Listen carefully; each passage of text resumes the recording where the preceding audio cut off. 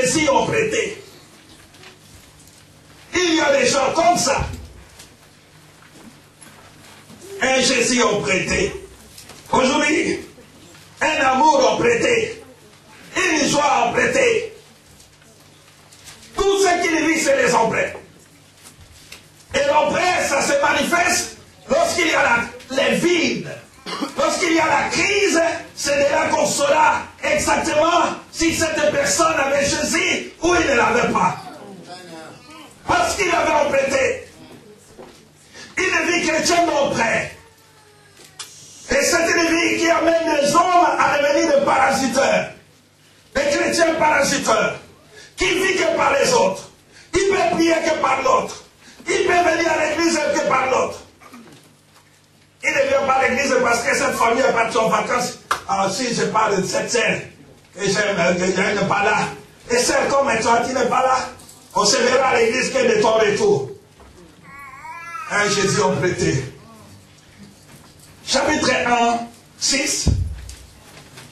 2 Rois chapitre 6. Nous allons étudier ce texte. Un Jésus ont prêté. Je ne veux pas aller trop loin comme d'habitude, mais je vais essayer un peu d'être. Mais je ne sais pas, laissons les Saint-Esprit son affaire. Un Jésus ont prêté. Quelqu'un peut emprunter un Jésus de l'autre. Quelqu'un peut vivre par la foi de l'autre. Quelqu'un peut vivre par quelque chose qui est des autres. Non, ça ce n'est pas ce que Dieu veut. Suivez-moi bien. Il y a la différence entre posséder Jésus et confesser Jésus. Regarde-moi ici. Il y a la différence entre confesser Jésus et posséder Jésus. Tu peux le confesser, mais tu ne le possèdes pas. Et beaucoup de gens sont ainsi. Tu peux confesser Jésus, mais tu ne le possèdes pas. Venir à l'église, cela ne veut pas dire le fait de posséder Jésus. Faire même le travail à l'église, cela ne veut pas dire oui, tu possèdes Jésus. Il y a même les païens qui prêchent. Les pasteurs païens. Parce qu'ils sont des incirconcis. Ils ne sont pas nés de nouveau. Mais qui sont les païens? Il y a les pasteurs sorciers. Tous ça sont dans l'église. Il y a les pasteurs adultères qui sont dans l'église et qui se cachent derrière la Bible. Dieu veut que nous puissions les posséder. Pas les confesser, mais les posséder. Amen. Les diables, c'est ceux qui possèdent Jésus. Comme vous êtes là. Les diables, c'est ceux qui possèdent Jésus. J'ai toujours dit aux choristes, j'ai dit, vous êtes là en train de chanter, un sataniste arrive à l'église, il vous voit tout nu. Et vous chantez, Alléluia, Jésus dit, Alléluia. Il envoie les souffles. Catastrophe. Catastrophe. En termes de kata. Je parlais votre terme, non? Alors la Bible dit ainsi, le fils du prophète dit à Élisée, voici les lieux où nous sommes assis devant toi, est trop étroite pour nous. C'est une bonne chose. Les lieux est trop serré. Et Dieu d'attendre. Allons jusqu'au Jourdain. Disons, j'ai dit des rois. 6. Des rois. Alors, jusqu'au Jourdain, nous prendrons là chacun une poutre et nous lui ferons un lieu d'habitation. Élisée lui répondit, allez. Et l'un dit, lui, il était quand même malade, le jeune garçon. Consent à venir avec tes serviteurs. Il répondit, j'irai. Il partit donc avec eux. Il répondit, pardon, arrivé au Jourdain, la Bible dit, ils coupèrent du bois. Et l'un d'eux battait une poutre, les faire comment? Et maintenant tu peux souligner cette phrase. Il s'écria, voilà sa maladie commence maintenant à se manifester. Alléluia. Il y a l'essence du mot. Il ne t'efface pas aujourd'hui. Il dit, l'un de s'écria. Il dit, ah! Mort. Mon Seigneur. Il était Emprunté. Souligne, c'est moi emprunté.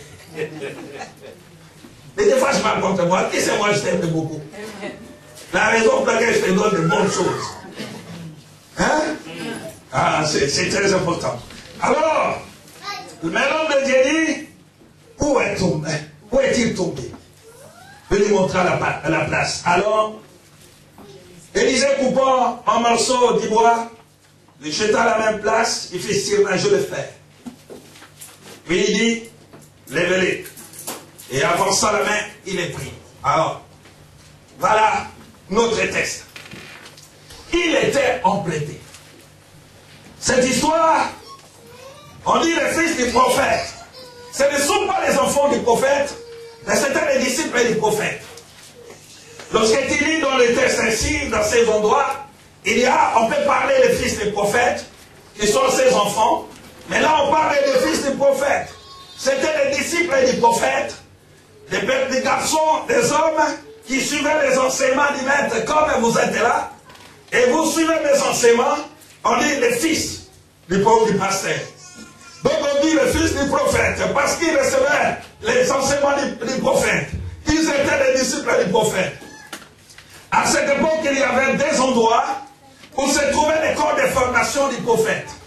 Il se trouvait à Gilgal et il se trouvait à Bethel. Là où Élisée et Élie exerça son ministère avant d'être enlevé. Il communiquait l'esprit de prophétie aux prophètes, aux jeunes prophètes. Ils suivaient les enseignements. Il est bon que ces derniers temps, j'ai vu en Afrique, on dit que oui, les corps des prophètes, tout le monde doit prophétiser là, pas de problème. Et tout le monde se proclame un prophète, pas de problème. Mais nous bénissons Dieu pour tous ces prophètes. Mais ce qui est plus scandaleux, c'est s'il y en a tant de prophètes, l'église ne peut pas être à l'état que se trouve aujourd'hui. Je dis l'église corps de Christ. Ne pouvait pas être à l'état que se trouve aujourd'hui, parce que les prophètes allaient dire, hé, arrête! Ce que vous faites, c'est une comédie. Alors voilà que ces hommes, ils suivaient les enseignements du prophète. Ils suivaient les enseignements du prophète. Et voilà, l'endroit est devenu trop serré, comme nous sommes là. La salle est devenue trop serrée. Alors les frères décident, ils disent, pasteur, l'État veut dire que nous puissions élargir cet endroit. On casse là-bas, et pour élargir la salle, pour avoir un peu d'espace. Et ces hommes, ils avaient une bonne idée d'élargir cet endroit. Mais au milieu des, suivez-moi bien, au milieu de quelqu'un, il a pris le fer. Lorsqu'il partait, mes frères, personne ne savait pas qu'il était emprunté. Il était fier avec le fer sur ses épaules. On va battre très fort. Et tout le monde est toujours comme ça. Lorsque tout va bien, alléluia. Oh, notre Jésus. Oh, Jésus est bon. Oh, Jésus est bon, oui. Pas de problème.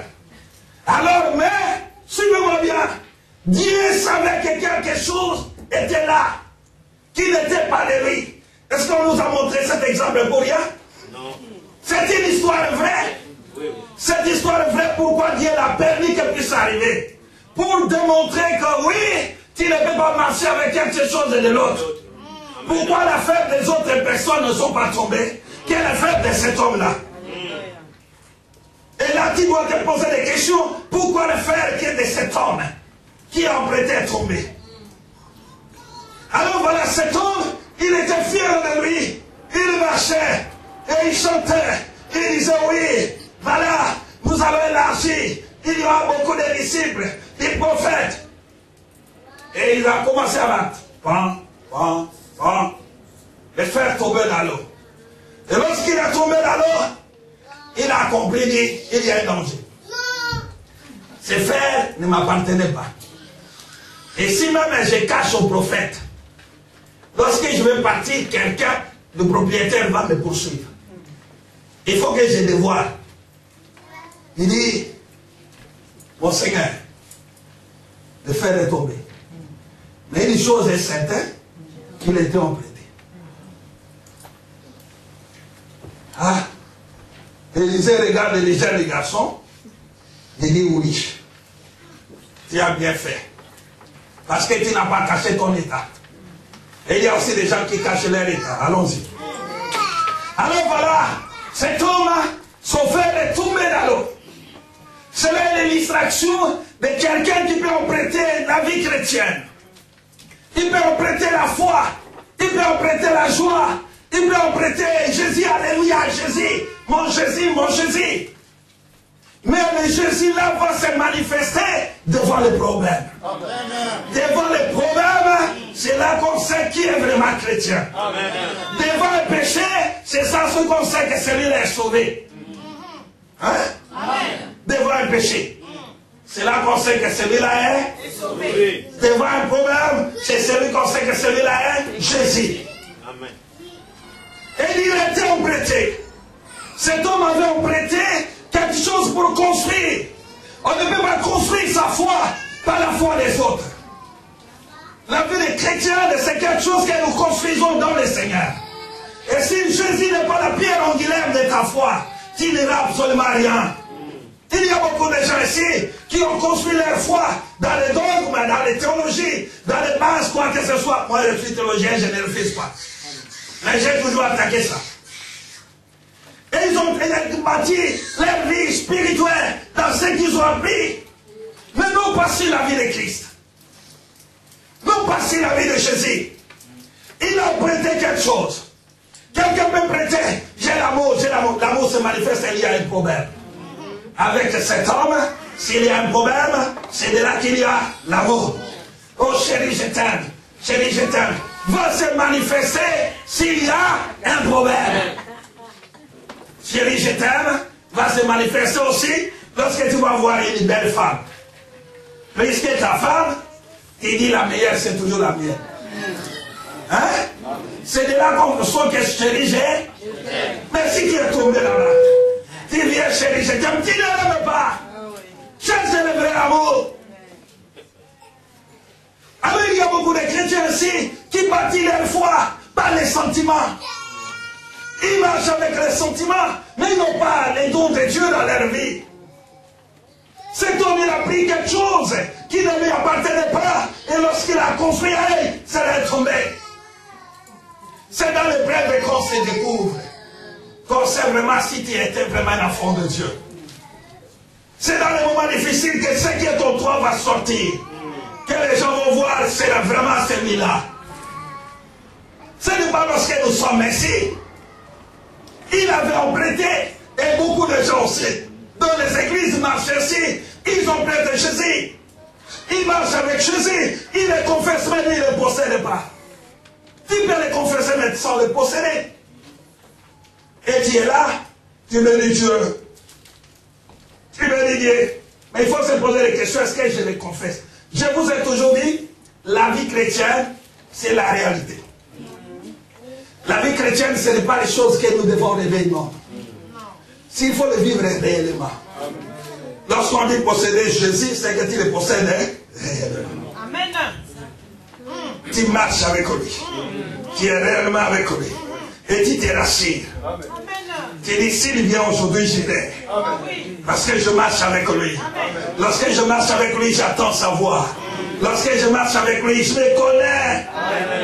Tu peux tromper tout le monde, mais tu ne tromperas pas ta conscience. Tu peux tromper tout le monde et tu ne tromperas pas Dieu. Il y a des personnes que tu ne peux pas tromper. C'est ta conscience et Dieu. C'est que tu es, tu l'es.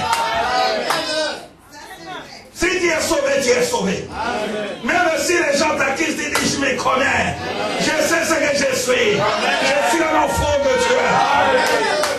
Je vous ai toujours dit, n'ayez pas honte de dire ce que tu es. Amen. Dis, je suis vrai. Amen. Moi, je vous ai toujours dit, moi, je suis vrai. Amen. Je ne suis pas faux. Jésus disait que je suis